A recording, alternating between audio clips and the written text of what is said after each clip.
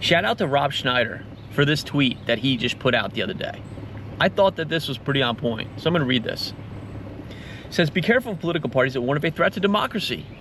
While they themselves arrest their political opponents, work with tech companies to censor those that disagree with them, allow men and women's sports and bathrooms, encourage child mutilation surgeries, fire federal workers and nurses for not getting experimental gene therapies, threaten to expand the Supreme Court and eliminate the Electoral College, cause rampant inflation, increase the cost of groceries by 26%, allow 11 million people to illegally cross the border, and push the entire world close to World War III. You could probably add some stuff to that, like the Afghanistan withdrawal, how embarrassing that was, how that, in addition to other things, is destroying the morale of the military at like a record rate. You could add to that the fact that we're not at all safeguarding our elections now. As Biden said the other day, he will not support the SAFE Act. If it passes the Senate, he'll veto it, which just opens the door for legal immigrants to just go vote in federal elections, like the one coming up in November. So then what does that make us? Are we not citizens? Do we not have a right to vote safely in our own country? You need to start to think about this.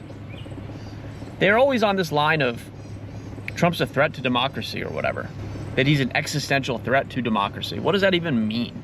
You know how I take it, and a lot of people take it for that matter? When they hear those words, what they hear is he's a threat to us being in charge of your lives. He's a threat to us being in power over you. That's what I hear, and I'd venture to say that's what millions of people hear when they say that.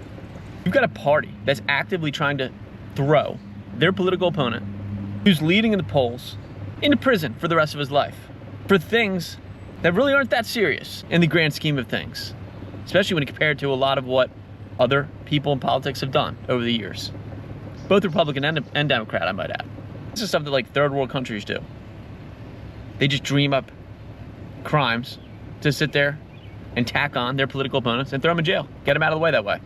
Because they know that when they don't really have anything to sit there and present to the public as being that worthy of voting for them, they have to play dirty. They have to fight dirty because they know they can't win legitimately. They know they can't win on their merits because their merits suck. And just going back to what they actually do, this guy's right on, Rob Schneider. They do work with tech companies to censor those that disagree with them. They're intel agencies. The intel agencies of the US use social media platforms as a proxy to censor Americans. They use them as a proxy to basically shut down freedom of speech. They are starting to be fine with allowing men and women's sports and bathrooms. And they're certainly not opposed, in most cases, to child mutilation surgery, which is abhorrent completely.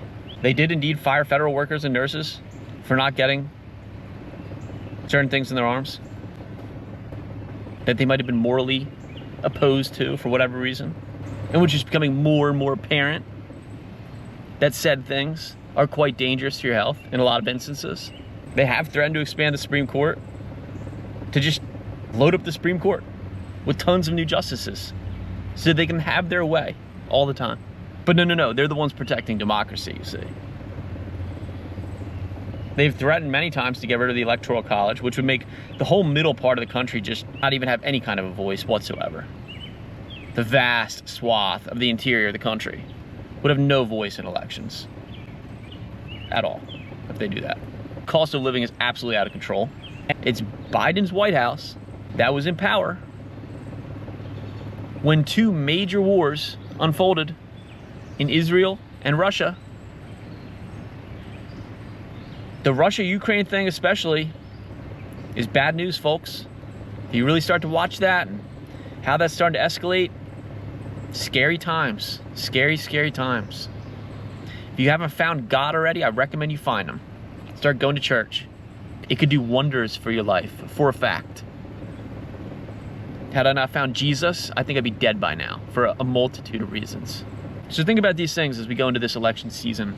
Think about which party really is more about saving democracy and which is not. Really process this, because there's a lot of information coming to people now, a lot. And if you'll sit there and study this intently and be on top of this for a good amount of time in your day, you'll get lost in the weeds on this thing because it's getting crazy out there now. So I hope this can help some people. Take care.